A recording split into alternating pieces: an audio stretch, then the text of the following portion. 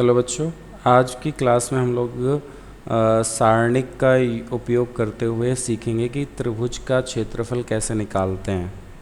ठीक है, तो जैसा कि हमने पिछली क्लासेस में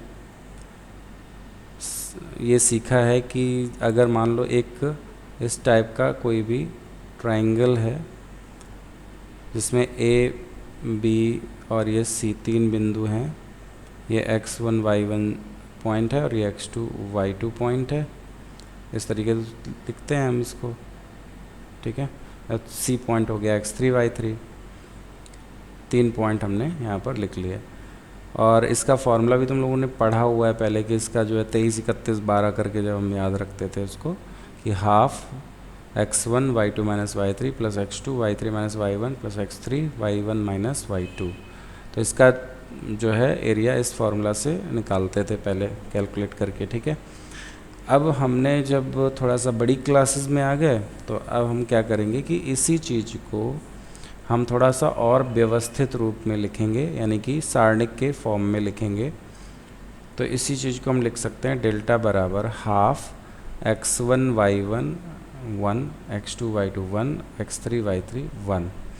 मतलब जितने जो पॉइंट है ना ए बी सी, इनके कोऑर्डिनेट्स यहाँ पर लिखना है x1 y1, x2 y2, x3 y3, और लास्ट जो पंक्ति है लास्ट जो कॉलम है वो केवल यहाँ पर 1 हो जाएगा। तो इसमें जो x1 y1, x2 y2 और x3 y3 कोऑर्डिनेट्स हैं उनको हम फर्स्ट कॉलम सेकंड कॉलम में लिखेंगे और 1 1 1 लास्ट कॉलम में हम लिख देंगे। तो इस तरीके से पूरा सॉल्व कर लेते हैं तो ये एरिया ऑफ ट्रायंगल यानी कि एक त्रिभुज का एरिया मिल जाता है। अब इसमें वैल्यू पॉजिटिव भी हो सकती है, यहाँ पर नेगेटिव वैल्यू भी आ सकती है, तो भी हम अगर नेगेटिव भी आए तब भी हमें पॉजिटिव वैल्यू ही यहाँ पर लेनी होती है। ठीक है,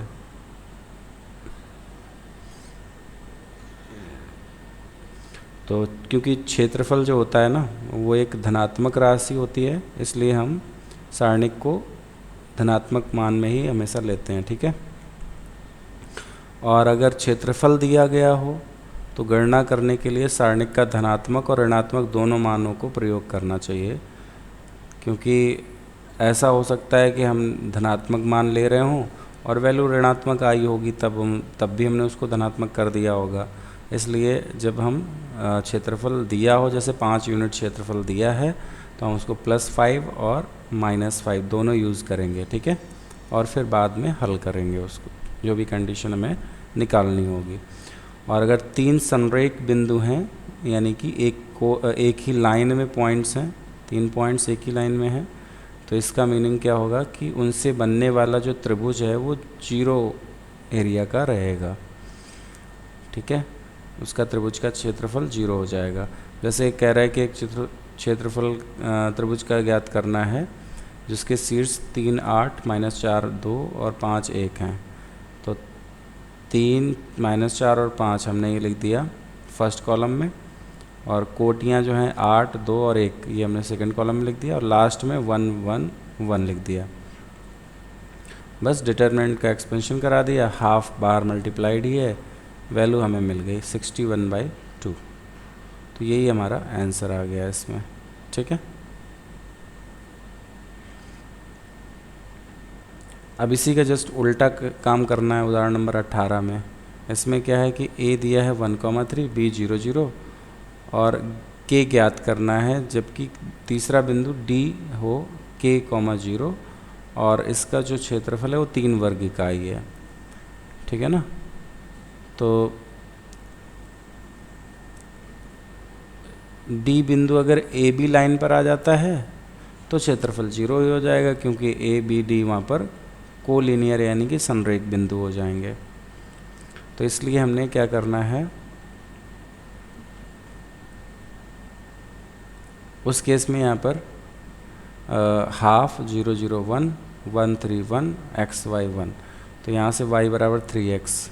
ठीक है, जो एक रेखा का समीकरण आ जाएगा। लेकिन अगर ए बी डी का क्षेत्रफल 3 वर्ग इकाई हो तब क्या करना है, तो ये जो ऊपर वैल्यू हमें मिल रही थी इसी को बस हम +- 3 कर देंगे, और यहाँ पर जो तीसरा पॉइंट है वो K01 हो जाएगा, बस इतना है। 13001 K01, इसको सॉल्व किया और राइट में हमने +-3 रखा, बस इसकी वैल्यू आएगी -3/3k/2 और राइट में +-3, तो k की वैल्यू यहाँ पे -+2, k बराबर यहाँ पे प्लस का भी 2 आ सकता है, माइनस का भी 2 हम ले सकते हैं, ठीक है ना। तो इसके बाद प्रश्नावली 4.3 को हम जो है हल करेंगे यहाँ पर, और आप भी इसको ट्राई करिए, बहुत इजी क्वेश्चंस हैं। जैसे कह रहा है कि निम्नलिखित में प्रत्येक दिए गए शीर्ष बिंदु वाले त्रिभुजों का क्षेत्रफल ज्ञात करना है। तो इसमें तो फर्स्ट वाले में बस डिटरमिनेंट बना लो ऐसे 1 0 6 0 4 3 और यहाँ पे 1 1 1, बस कॉल कर लो हाफ लगा करके, तो आंसर आ जाएगा। इसमें हाफ टाइम्स डिटरमिनेंट 2 7 1 1 10 8 और लास्ट कॉलम 1 1 1 का रहेगा, बस इसको पूरा सॉल्व कर लो, आ जाएगा आंसर। ऐसे ही तीसरे वाले एग्जाम्पल में, मतलब तीसरे वाले क्वेश्चन में करेंगे। सेकंड क्वेश्चन इसमें कह रहा है कि दर्शाइए कि ये तीनों बिंदु जो है संरेख हैं, तो इनसे बनने वाला जो डिटरमिनेंट है उसको 0 कर देना है, बस इतना काम करना है। इसमें कह रहा है प्रत्येक में k का मान ज्ञात कीजिए यदि क्षेत्रफल 4 वर्ग इकाई है जहाँ शीर्ष बिंदु ये हैं, तो K0 4 0 0 2, इसको कैसे लिखेंगे, हाफ K0 1 4 0 1 0 2 1, और इसकी वैल्यू क्योंकि 4 वर्ग इकाई है तो हम, लेकिन इसमें यहाँ पर जब यूज़ करेंगे तो +-4 का यूज़ करेंगे, ठीक है। तो इसको क्या होगा फिर, ये वैल्यू आ जाएगी K-4, तो -2 टाइम्स K-4 और बटा 2 बराबर +-4, ये दोनों कट जाएगा तो k की वैल्यू +-4 और +4, यानी k का मान 8 आएगा या 0 आएगा, बस ये दो वैल्यूज़ आएंगी, ठीक है। तो इस तरीके से सेकंड भी कर लेना है, फर्स्ट हो गया। और सारणिकों का प्रयोग करके हमें 1 2 3 6 को मिलाने वाली रेखा का समीकरण ज्ञात करना है, तो बहुत आसान है, बस तीसरा पॉइंट यहाँ पर x, y ले लेना है और 2 पॉइंट ये गिवन है, इनसे बनने वाले त्रिभुज का एरिया 0 कर देना है, तो बन जाएगा, समीकरण आ जाएगा, ठीक है।